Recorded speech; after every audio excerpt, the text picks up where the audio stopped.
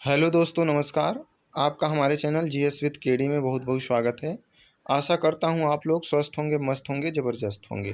दोस्तों, आज के इस वीडियो में हम लोग मानव पाचन तंत्र के कुछ महत्वपूर्ण प्रश्नों के बारे में अध्ययन करेंगे। ये सभी प्रश्न बहुत ही महत्वपूर्ण हैं दोस्तों, जो आपको किसी न किसी एग्ज़ाम में ज़रूर देखने के लिए मिलेंगे। तो वीडियो को बिना स्किप किए दोस्तों अंत तक पूरा देखिएगा। अगर हमारा वीडियो पसंद आए तो इसे लाइक करिएगा, शेयर करिएगा तथा हमारे चैनल को सब्सक्राइब करिएगा। तो चलिए दोस्तों, अपने प्रश्न की ओर चलते हैं। तो हमारा सबसे पहली स्लाइड में आप देखिएगा, यहाँ पे पाचन तंत्र को दर्शाया गया है। तो जो मनुष्य का पाचन तंत्र होता है, इसकी शुरुआत मुंह से होती है। जो मनुष्य में पाचन होता है, भोजन का पाचन होता है, इसकी शुरुआत कहाँ से होती है दोस्तों? तो आप बताओगे मुंह से। पाचन की शुरुआत मुंह से होती है। तो ये क्वेश्चन कई बार आया है दोस्तों कि मनुष्य में पाचन की शुरुआत कहाँ से होती है, तो आप बताओगे मुंह से। मुंह में पाचन के लिए दांत होते हैं और लार ग्रंथियां होती हैं तथा जीभ होती है। दांत क्या करता है कि दांत भोजन को छोटे छोटे टुकड़ों में तोड़ देता है और लार भोजन को गीला कर देता है तथा लार में उपस्थित कुछ एंजाइम जो होते हैं वो भोजन का पाचन भी करते हैं। जैसे लार में उपस्थित होता है टाइलिन एंजाइम, जो मंड या स्टार्च का पाचन कर देता है ग्लूकोज में। तो लार पाचन में भी सहायता करता है और भोजन को गीला करता है। और दांत क्या करते हैं? भोजन को छोटे छोटे टुकड़ों में तोड़ते हैं। और भोजन की पाचन की शुरुआत कहाँ से होती है? तो आप बताओगे मुंह से। अब मुंह में पाचन की प्रक्रिया होने के बाद जो भोजन होता है ये फेरिंग्स में प्रवेश करता है, यानी ग्रसनी में। मुंह के बाद कहाँ भोजन आता है आपका? ग्रसनी में। सबसे पहले नंबर पे है आपका मुंह, दूसरे नंबर पे जाएगा भोजन कहाँ पे? ग्रसनी में। कहाँ पे? ग्रसनी में। ग्रसनी के बाद आपका भोजन जाएगा आइसोफेगस, जिसे बोलते हैं ग्रास नली। तीसरे नंबर पर भोजन पहुंच जाएगा आपका ग्रास नली में, यानी आइसोफेगस में। आइसोफेगस में किसी भी प्रकार का पाचन नहीं होता। यहाँ से भोजन सरकता हुआ सीधे स्टोमक यानी आमाशय में प्रवेश करता है। कहाँ पे प्रवेश करता है दोस्तों? आमाशय में। आइसोफेगस के बाद भोजन आता है आपका आमाशय में। आमाशय में अब क्या होता है दोस्तों? आमाशय में अब HCl अम्ल आपका बनता है। क्या बनता है दोस्तों? HCl अम्ल। और यहाँ पे कुछ एंजाइम भी निकलते हैं, जैसे आपका pepsin pepsin pepsin pepsin enzyme आमाशय में निकलता है। और रेनिन रेनिन एंजाइम जो है, रेनिन, ये भी आमाशय में निकलता है। जो आमाशय होता है ये 3 भागों में बटा होता है। कितने भागों में दोस्तों? 3 भागों में। ऊपर वाले भाग को इस भाग को बोलते हैं कार्डियक, और बीच वाले भाग को बोलते हैं फंडिक, और लास्ट वाले भाग को बोलते हैं फाइलोरिक। तो आमाशय कितने भागों में बटा होता है? तो जो आपका स्टोमक होता है, स्टोमक, आमाशय, ये 3 भागों में बटा होता है, कार्डियक, फंडिक, पाइलोरिक। जो कार्डियक वाला भाग होता है, कार्डियक वाले भाग में HCl का निर्माण होता है। कार्डियक वाले भाग में क्या होता है? HCl का निर्माण होता है। उसके बाद फंडिक वाले भाग में कांटेनुमा संरचना होती है, जिसे रूजी कहते हैं। कांटेनुमा संरचना होती है जिसे रूजी कहते हैं। ये भोजन को 3-4 घंटे तक रोक कर रखता है। HCl कहाँ पे बनेगा? कार्डियक वाले भाग में। और भोजन 3-4 घंटे तक कहाँ रुका रहेगा? फंडिक वाले भाग में। तथा पाइलोरिक वाले भाग में जठर रस का निर्माण होता है, जिसमें आपका पेप्सिन एंजाइम बनता है और रेनिन। किस भाग में बताएंगे? तो पाइलोरिक में। पाइलोरिक में जठर रस का निर्माण होता है, जिसमें पेप्सिन एंजाइम निकलता है और रेनिन। जो पेप्सिन एंजाइम होता है ये प्रोटीन का पाचन करता है, और जो रेनिन एंजाइम होता है ये दूध में उपस्थित केसीन नामक प्रोटीन का पाचन करता है। तो पूछा जाए पेप्सिन एंजाइम कहाँ निकलता है, तो आप बताओगे आमाशय के पाइलोरिक वाले भाग में। अगर पूछा जाए रेनिन एंजाइम कहाँ निकलता है, तो आप बताओगे आमाशय के पाइलोरिक वाले भाग में। अगर पूछा जाए HCl का निर्माण कहाँ होता है, तो आप बताओगे आमाशय के कार्डियक वाले भाग में। HCl का काम अगर पूछा जाए तो आप बताओगे भोजन को अम्लीय बनाना और भोजन को छोटे छोटे टुकड़ों में तोड़ना तथा कीटाणुओं को नष्ट करना। पेप्सिन का काम पूछा जाए तो आप बताओगे प्रोटीन का पाचन कराना। और रेनिन का काम पूछा जाए तो आप बताओगे दूध में उपस्थित केसिन नामक प्रोटीन का पाचन करना। और रूजी कहाँ पे पाई जाती है, तो आप बताओगे फंडिक में, जो भोजन को 2-3 घंटे तक रोकती हैं। चलिए पिछली स्लाइड पे चलते हैं दोस्तों। तो अब देखिएगा, भोजन पहुंच गया स्टोमक में, यहाँ भोजन अम्लीय हो गया और पेप्सिन रेनिन ने अपना पाचन कर दिया। अब इसके बाद भोजन काइम के रूप में छोटी आंत में प्रवेश करता है। स्टोमक के बाद, आमाशय के बाद भोजन काइम के रूप में छोटी आंत में प्रवेश करता है। छोटी आंत में भोजन जब पहुंचता है तो वहाँ पे अग्नाशयी रस आके मिलता है, अग्नाशयी रस आके मिलता है और संपूर्ण पाचन की प्रक्रिया छोटी आंत में होती है। तो यानी पूछा जाए अगर कि पाचन की प्रक्रिया कहाँ समाप्त होती है, तो आप बताओगे छोटी आंत में, छोटी आंत में पाचन की प्रक्रिया समाप्त होती है। छोटी आंत में पाचन की प्रक्रिया समाप्त हो जाती है और यहीं पर छोटी आंत में ही अग्नाशयी रस आके मिलता है, जिसे पूर्ण पाचक रस भी कहते हैं। अग्नाशयी रस में, अग्नाशयी रस में, अग्नाशयी यानी कि पैनक्रियाटिक जूस, अग्नाशयी, अग्नाशयी रस, अग्नाशयी रस में आपका लाइपेज होता है, लाइपेज होता है, लाइपेज एंजाइम, और एमाइलेज होता है, amylase enzyme, amylase enzyme, amylase enzyme, और ट्रिप्सिन एंजाइम होता है, ट्रिप्सिन, ट्रिप्सिन एंजाइम होता है। तो अग्नाशयी रस छोटी आंत में आके भोजन से मिलता है, इसमें लाइपेज एंजाइम होता है, एमाइलेज एंजाइम होता है तथा ट्रिप्सिन एंजाइम होता है। तो अगर पूछा जाए ट्रिप्सिन एंजाइम कहाँ साबित होता है, तो आप बताओगे अग्नाशय में, यानी आप बताओगे अग्नाशय में यानी पैनक्रियाज में। उसके बाद अगर पूछा जाए लाइपेज एंजाइम कहाँ साबित होता है, तो आप बताओगे अग्नाशय में, पैनक्रियाज में। अगर पूछा जाए एमाइलेज एंजाइम कहाँ साबित होता है, तो आप बताओगे अग्नाशय में, पैनक्रियाज में। अब अगर बात करें दोस्तों ट्रिप्सिन की, तो ट्रिप्सिन एंजाइम का काम होता है प्रोटीन का पाचन कराना, ट्रिप्सिन एंजाइम का काम होता है प्रोटीन का पाचन कराना। और एमाइलेज जो एंजाइम होता है, एमाइलेज, इसका काम होता है मंड या स्टार्च का पाचन कराना। और जो लाइपेज एंजाइम होता है, इसका काम होता है वसा का पाचन कराना। तो ये जब छोटी आंत में आके मिलता है ये रस, अग्नाशयी रस, तो भोजन का पूर्ण पाचन समाप्त होता है छोटी आंत में। छोटी आंत में अवशोषण की भी प्रक्रिया हो जाती है। छोटी आंत में संपूर्ण पाचन हो जाता है और छोटी आंत में ही, और छोटी आंत में ही अवशोषण की भी प्रक्रिया हो जाती है। अवशोषण होने के बाद अपचित भोजन बड़ी आंत में प्रवेश करता है। अवशोषण होने के बाद, भोजन का अवशोषण होने के बाद अपचित भोजन लार्ज इंटेस्टाइन यानी बड़ी आंत में प्रवेश करता है। बड़ी आंत में जो भी भोजन में जल और लवण उपस्थित होता है उसे अवशोषित किया जाता है। बड़ी आंत में जो भी रह जाता है लवण और जल भोजन में, उसे अवशोषित किया जाता है तथा खराब पदार्थ यानी वेस्ट मटेरियल ये जाके रेक्टम में इकट्ठा होता है, जो समय समय पर एनस से बाहर निकलता रहता है। तो ये हमारा पाचन की प्रक्रिया थी दोस्तों। अब इसी पे आधारित कुछ प्रश्न को हम लोग देखेंगे। तो चलिए पहले प्रश्न की ओर चलते हैं दोस्तों। हमारा आज का पहला प्रश्न है, देखिएगा कि पहला प्रश्न दिया गया है दोस्तों, शरीर के किस भाग में पाचन की प्रक्रिया प्रारंभ होती है। तो अभी मैंने बताया दोस्तों कि शरीर के मुख वाले भाग में पाचन की प्रक्रिया शुरू होती है। तो पूछा जाए शरीर के किस भाग में पाचन की प्रक्रिया प्रारंभ होती है, तो आप बताओगे मुख में। मुख से भोजन की प्रक्रिया प्रारंभ होती है। यहाँ पे दांत भोजन को छोटे छोटे टुकड़ों में तोड़ देते हैं, लार भोजन को गीला कर देता है तथा लार में उपस्थित एंजाइम भोजन में पाचन की प्रक्रिया भी करते हैं। तो भोजन की प्रक्रिया कहाँ से चालू होगी, तो आप बताओगे मुंह से। कहाँ से दोस्तों, मुंह से। दूसरा क्वेश्चन, मनुष्य में कितने दांत 2 बार निकलते हैं। तो देखिएगा दोस्तों, बताइएगा आंसर। 12 दांत, 20 दांत, 10 दांत और 22 दांत। तो इसका राइट आंसर हो जाएगा दोस्तों 20 दांत ऐसे होते हैं मनुष्य में जो 2 बार निकलते हैं। कितने दांत, 20 दांत। इन्हें दूध के दांत भी कहते हैं। ये 20 दांत ऐसे होते हैं जो 2 बार निकलते हैं, इन्हें दूध के दांत भी कहते हैं। तीसरा प्रश्न, मनुष्य में कितने दांत केवल एक बार निकलते हैं। तो बताइएगा दोस्तों, 12 दांत या 20 दांत या 10 दांत या 22 दांत। तो इसका राइट आंसर हो जाएगा दोस्तों 12 दांत। 12 दांत ऐसे होते हैं जो पूरे जीवन काल में केवल एक बार निकलते हैं। 20 दांत 2 बार निकलते हैं, लेकिन 12 दांत ऐसे होते हैं जो पूरे जीवन काल में केवल एक बार निकलते हैं। चौथा प्रश्न देखिएगा दोस्तों, अक्ल दांत किसे कहते हैं। तो अक्ल दांत अगर बात करें दोस्तों, तो बताइएगा इंसीजर को या प्री मोलर को या मोलर को या थर्ड मोलर को।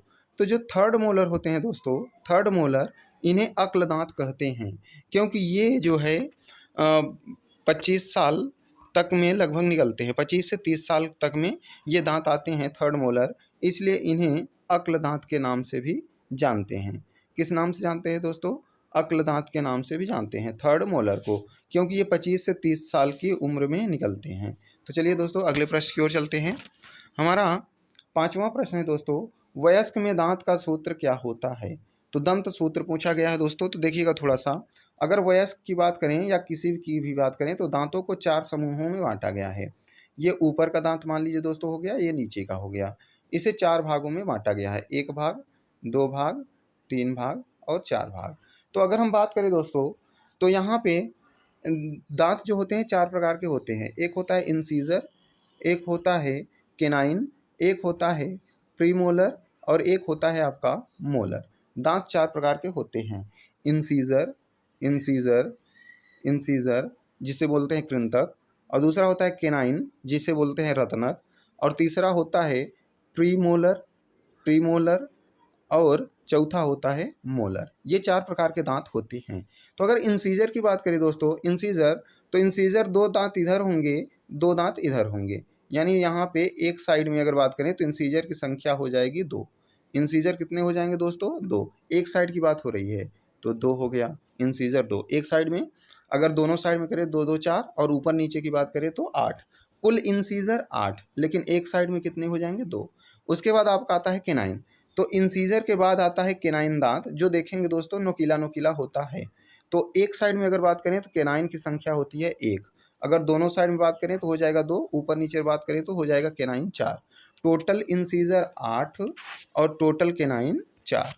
उसके बाद अगर बात करें दोस्तों प्रीमोलर की, तो केनाइन के बाद 2 दांत ऐसे आते हैं जिन्हें बोलते हैं प्रीमोलर।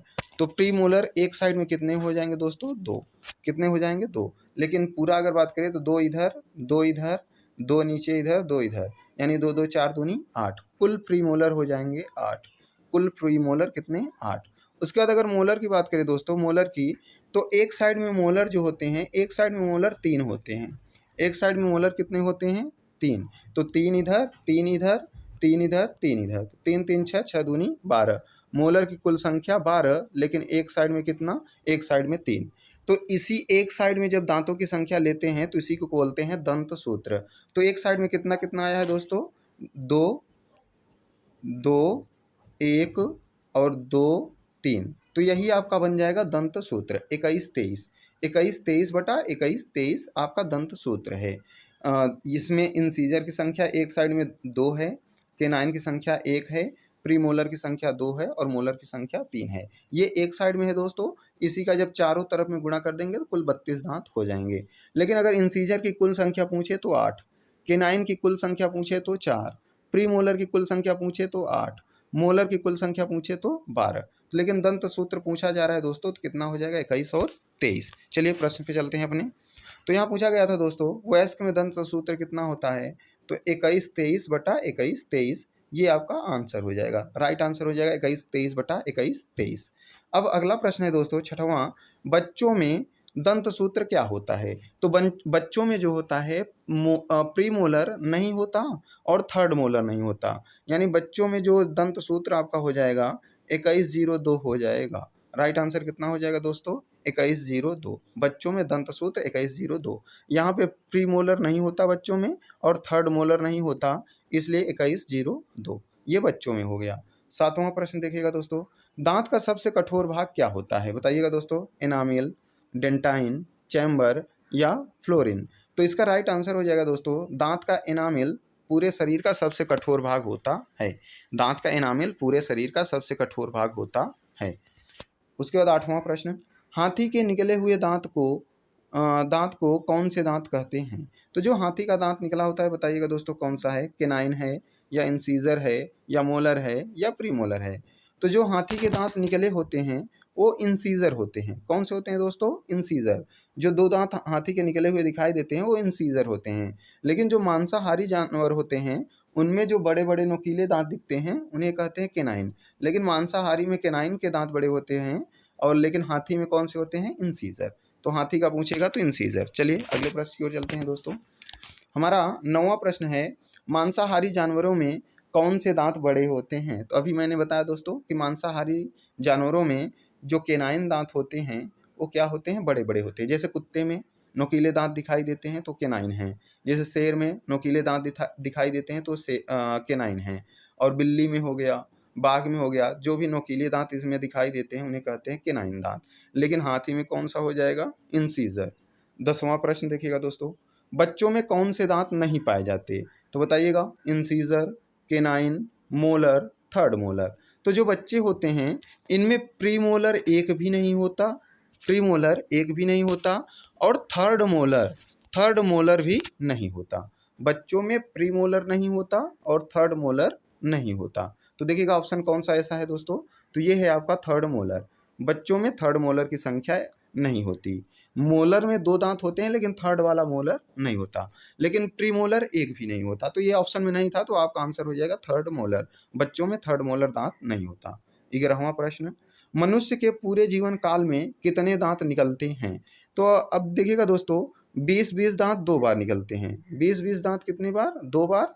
और 12 दांत 1 बार। तो पूरे कितने दांत हो गए? 20-20 40, 40 10 50 2 52। यानी पूरे जीवन काल में मनुष्य के 52 दांत निकल सकते हैं। 12वां प्रश्न, लार ग्रंथियां कितनी होती हैं? तो हमारे मुंह में 3 जोड़ी लार ग्रंथियां होती हैं। कितनी जोड़ी दोस्तों? 3 जोड़ी। तो जोड़ी में आंसर है नहीं, तो 3 जोड़ी का मतलब होता है 6। तो आपका राइट आंसर हो जाएगा 6। मनुष्य में 6 लार ग्रंथियां होती हैं, अर्थात 3 जोड़ी। एक को बोलते हैं पैरोटिड, पहली जोड़ी को बोलते हैं पैरोटिड, दूसरी जोड़ी को बोलते हैं सबमैंडिबुलर, और तीसरी जोड़ी को बोलते हैं सबलिंगुअल। तो 3 जोड़ी यानी 3 दूनी 6 लार ग्रंथियां पाई जाती हैं, जिनसे प्रतिदिन लगभग 1.5 लीटर लार का स्राव होता है। चलिए दोस्तों अगले प्रश्न की ओर चलते हैं। हमारा 13वां प्रश्न है, निम्न में से कौन सा एंजाइम लार में नहीं पाया जाता है? तो अगर बात करें दोस्तों टाइलिन की, तो टाइलिन लार में पाया जाता है। ये टाइलिन क्या करता है? मंड या स्टार्च का पाचन कराता है। अगर बात करें दोस्तों लाइसोजाइम की, तो लाइसोजाइम भी लार में पाया जाता है। ये जीवाणुओं को नष्ट करता है, जो भी भोजन में जीवाणु होते हैं हानिकारक, उन्हें नष्ट करता है। डाइस्टेज की बात करें तो डाइस्टेज भी लार में पाया जाता है। ये भी मंड या स्टार्च का पाचन करता है, लेकिन लाइपेज जो होता है ये अग्नाशयी रस में पाया जाता है, अग्नाशय द्वारा स्रावित होता है। लाइपेज एंजाइम जो वसा का फैट का पाचन करता है। तो आपका राइट आंसर हो जाएगा लाइपेज। चलिए दोस्तों 14वें प्रश्न चलते हैं।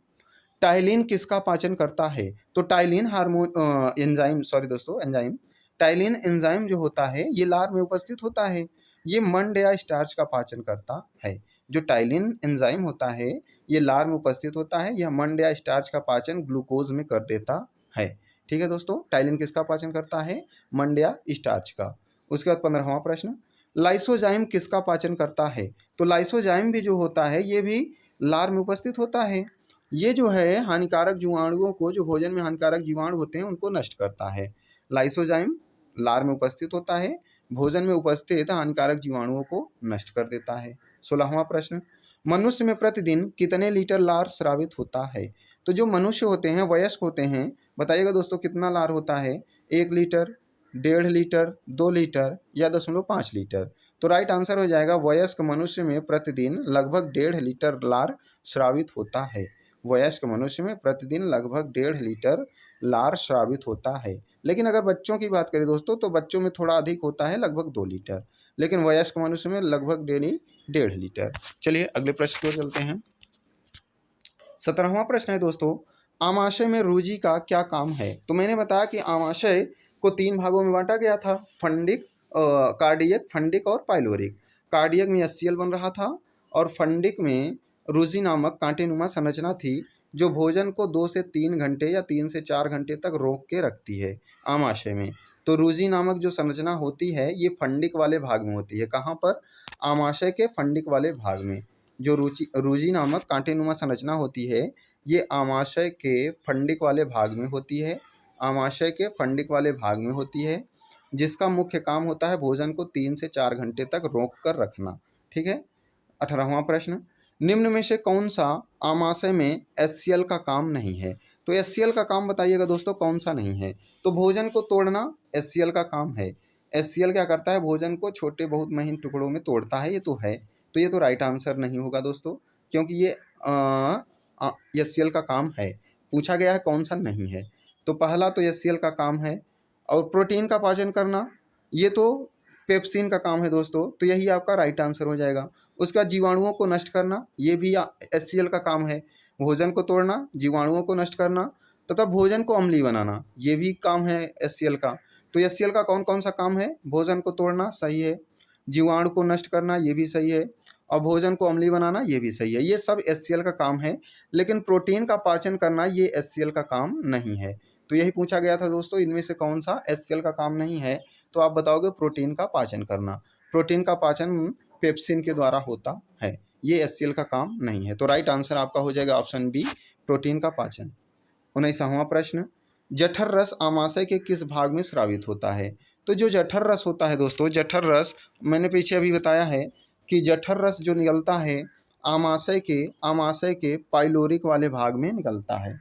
जो जठर रस होता है ये आमाशय के पाइलोरिक वाले भाग में निकलता है। तो देखिएगा दोस्तों, फंडिक में तो रूजी नामक संरचना होती है, कार्डियक में तो HCl स्रावित होता है दोस्तों, और जो पाइलोरिक वाला भाग होता है, पाइलोरिक वाला भाग, उसी में ये जठर रस स्रावित होता है। अब जठर रस में पेप्सिन एंजाइम होता है और रेनिन एंजाइम। पेप्सिन प्रोटीन का पाचन कर देता है, रेनिन जो है केसिन नामक प्रोटीन का पाचन कर देता है जो दूध में होता है। चलिए अगले प्रश्न की ओर चलते हैं। हमारा आज का 20वां प्रश्न है दोस्तों, पेप्सिन और रेनिन एंजाइम कहाँ स्रावित होते हैं?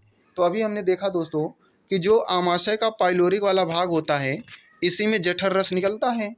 तो यही पाइलोरिक वाले भाग में जो जठर रस निकलता है, इसी जठर रस में पेप्सिन और रेनिन एंजाइम होते हैं। किस में होते हैं दोस्तों? जठर रस। जठर रस कहाँ निकलता है? आमाशय के पाइलोरिक वाले भाग में। तो आप बताओगे जो पेप्सिन होता है या रेनिन होता है, ये आमाशय के पाइलोरिक वाले भाग से स्रावित होता है।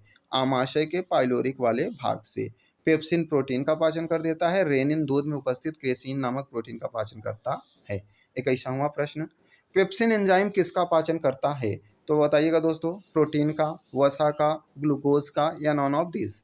तो इसका राइट आंसर हो जाएगा दोस्तों, जो पेप्सिन एंजाइम होता है ये प्रोटीन का पाचन करता है। प्रोटीन का पाचन करता है कौन? पेप्सिन। कहाँ स्रावित होता है? आमाशय के पाइलोरिक में या जठर रस में। 22वां प्रश्न, रेनिन नामक एंजाइम का मुख्य कार्य क्या होता है? तो जो रेनिन नामक एंजाइम है, इसका मुख्य काम है दूध का पाचन करना या दूध में उपस्थित केसीन नामक प्रोटीन का पाचन करना। तो रेनिन नामक एंजाइम का काम है दूध का पाचन करना। रेनिन भी कहाँ निकलता है? जठर रस में। जठर रस कहाँ निकलता है? आमाशय के पाइलोरिक वाले भाग में। 23वां प्रश्न, पित्त रस कहाँ स्रावित होता है?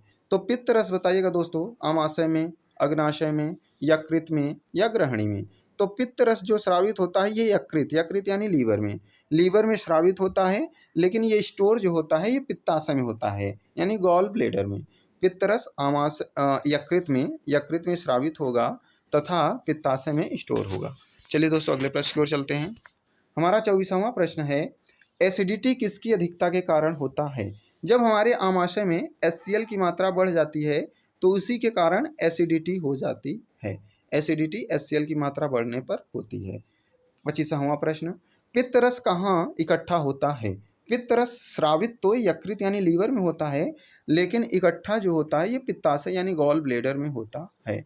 पित्त रस स्रावित होगा लीवर में, लेकिन इकट्ठा कहाँ होगा? पित्ताशय में, गॉल ब्लेडर में। 26वां प्रश्न, पित्त रस का मुख्य काम क्या है? तो पित्त रस का मुख्य काम जो होता है ये भोजन को क्षारीय बनाना होता है। HCl भोजन को अम्लीय बना देता है, लेकिन पुनः जो है पित्त रस भोजन को क्षारीय बनाता है, क्योंकि पित्त रस जो होता है हल्का क्षारीय होता है। तो भोजन को पुनः क्षारीय बना देता है कौन? पित्त रस। 27वां प्रश्न, ट्रिप्सिन एंजाइम कहाँ स्रावित होता है? तो अगर ट्रिप्सिन एंजाइम की बात करें दोस्तों, तो अग्नाशयी रस का आपने नाम सुना होगा। अग्नाशयी रस, शयी रस, यानी ये अग्नाशय से निकलता है तो इसे बोलते हैं अग्नाशयी रस। इसे पूर्ण पाचक रस भी कहते हैं। तो अग्नाशयी रस की अगर बात करें दोस्तों, अग्नाशयी रस, यहाँ से 3 प्रकार के एंजाइम निकलते हैं। एक लाइपेज, कौन सा दोस्तों? लाइपेज। एक होता है लाइपेज और दूसरा होता है एमाइलेज, और तीसरा होता है दोस्तों ट्रिप्सिन। कौन सा दोस्तों? ट्रिप्सिन। 3 प्रकार के एंजाइम निकलते हैं कहाँ से? अग्नाशयी रस से। तो यही पूछा गया है दोस्तों कि ट्रिप्सिन कहाँ से निकलता है, तो आप बताओगे अग्नाशयी रस से, यानी कि अग्नाशय से। राइट आंसर आपका हो जाएगा अग्नाशय से। जो पित्त रस निकलता है ये कहाँ से स्रावित होता है? अग्नाशय से। अग्नाशय से राइट आंसर हो जाएगा। चलिए अगले प्रश्न की ओर चलते हैं। हमारा अगला प्रश्न है दोस्तों 28वां प्रश्न, ट्रिप्सिन एंजाइम किसका पाचन करता है? तो बताइएगा दोस्तों, वसा का, प्रोटीन का, ग्लूकोज का या मंड का। तो जो ट्रिप्सिन एंजाइम होता है ये अग्नाशयी रस से निकलता है। कहाँ से निकलता है दोस्तों? अग्नाशयी रस से, यानी अग्नाशय से। और ट्रिप्सिन का मुख्य काम होता है प्रोटीन का पाचन करना। किसका पाचन करना दोस्तों? प्रोटीन का पाचन करना। ट्रिप्सिन का मुख्य काम प्रोटीन का पाचन करना होता है। 29वां प्रश्न, लाइपेज एंजाइम किसका पाचन करता है? तो लाइपेज एंजाइम भी अग्नाशय से निकलता है, अग्नाशय से निकलता है और इसका मुख्य काम होता है वसा का पाचन करना। लाइपेज का मुख्य काम होता है वसा का पाचन करना। लाइपेज कहाँ से स्रावित होता है? अग्नाशय से। लाइपेज का मुख्य काम क्या है दोस्तों? वसा का पाचन करना। 30वां प्रश्न, लाइपेज एंजाइम कहाँ से स्रावित होता है? तो आप बताओगे लाइपेज एंजाइम अग्नाशय से स्रावित होता है, अग्नाशय से स्रावित होता है, वसा का पाचन करता है। 31वां प्रश्न, एमाइलेज एंजाइम किसका पाचन करता है? तो एमाइलेज एंजाइम जो होता है ये मंड या स्टार्च का पाचन करता है। जो एमाइलेज एंजाइम होता है ये भी मंड या स्टार्च का पाचन करता है और ये भी अग्नाशयी रस से स्रावित होता है। एमाइलेज भी अग्नाशयी रस से स्रावित होता है, यह मंड या स्टार्च का पाचन करता है। चलिए अगले प्रश्न की ओर चलते हैं। हमारा 32वां प्रश्न है दोस्तों, वह कौन सी नली है जिसमें वायु तथा भोजन दोनों जाते हैं? तो जो आपका फेरिंग्स होता है, ग्रसनी, ग्रसनी में भोजन भी प्रवेश करता है और सांस लेने पर हवा भी प्रवेश करती है। कहाँ पर? ग्रसनी यानी फेरिंग्स में। तो आपका राइट आंसर हो जाएगा फेरिंग्स। फेरिंग्स में भोजन और वायु दोनों चीज़ें जाती हैं। 33वां प्रश्न, आमाशय के कितने भाग होते हैं? तो अभी हमने पीछे देखा था दोस्तों, आमाशय के मुख्यतः 3 भाग होते हैं। कितने भाग? 3 भाग, कार्डियक, फंडिक और पाइलोरिक। 34वां प्रश्न, आमाशय के किस भाग में HCl स्रावित होता है? तो अभी हमने पीछे देखा दोस्तों, जो आमाशय का ऊपर वाला भाग होता है, ऊपर वाला भाग होता है यानी यहाँ वाला कार्डियक वाला, उसी में कौन सा रस निकलता है? तो बताएंगे HCl। HCl आमाशय के कार्डियक वाले भाग में निकलता है, यानी राइट आंसर हो जाएगा आपका कार्डियक। कार्डियक में HCl का निर्माण होता है या निकलता है। 35वां प्रश्न, रूजी आमाशय के किस भाग में पाई जाती है? तो अभी हमने पीछे देखा दोस्तों, जो बीच वाला भाग होता है ये फंडिक वाला भाग, इसी में रोजी नामक कांटेनुमा संरचना पाई जाती है जो भोजन को 3-4 घंटे तक रोक कर रखती है। तो रोजी नामक संरचना कहाँ पाई जाती है? आप बताओगे फंडिक में। आमाशय के फंडिक में रोजी नामक संरचना कांटेनुमा संरचना पाई जाती है। चलिए अगले प्रश्न को चलते हैं।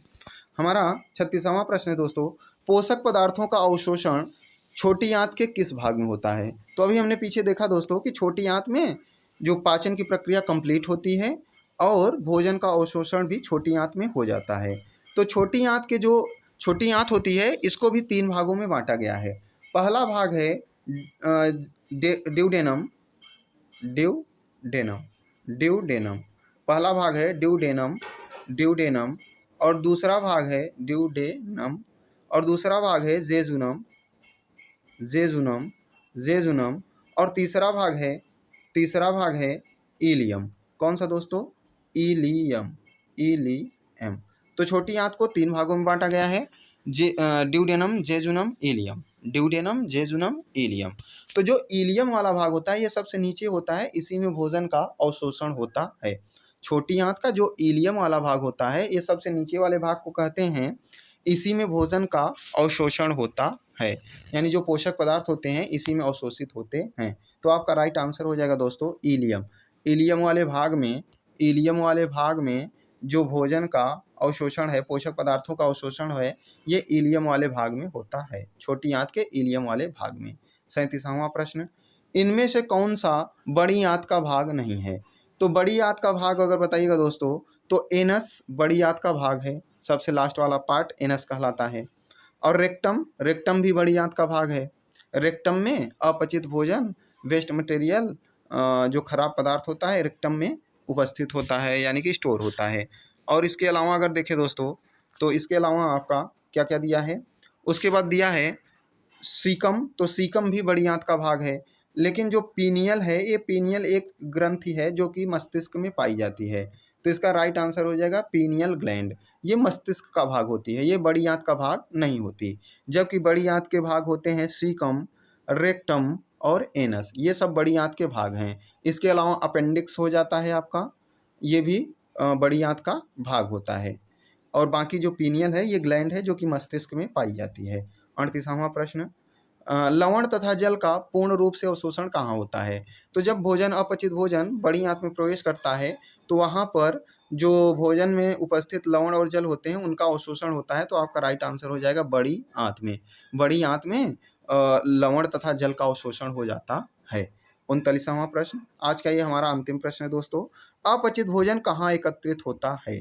तो अपचित भोजन जब बड़ी आंत में प्रवेश करता है तो यहाँ पर लवण तथा जल अवशोषित हो जाता है। उसके बाद जो भी खराब पदार्थ बच जाता है और रेक्टम में स्टोर हो जाता है, जो समय समय पर एनस के द्वारा बाहर निकलता है। तो आपका राइट आंसर हो जाएगा रेक्टम। रेक्टम में स्टोर होता है। तो इसी के साथ आज का हमारा वीडियो समाप्त होता है दोस्तों। आशा करता हूँ कि आपको वीडियो ज़रूर पसंद आया होगा। तो हमारे वीडियो को लाइक करिएगा, शेयर करिएगा तथा हमारे चैनल को सब्सक्राइब करिएगा। इसी प्रकार के और भी वीडियो देखने के लिए हमारे चैनल को सब्सक्राइब करके बेल आइकन को ऑन कर लीजिएगा। तो नमस्कार दोस्तों, धन्यवाद।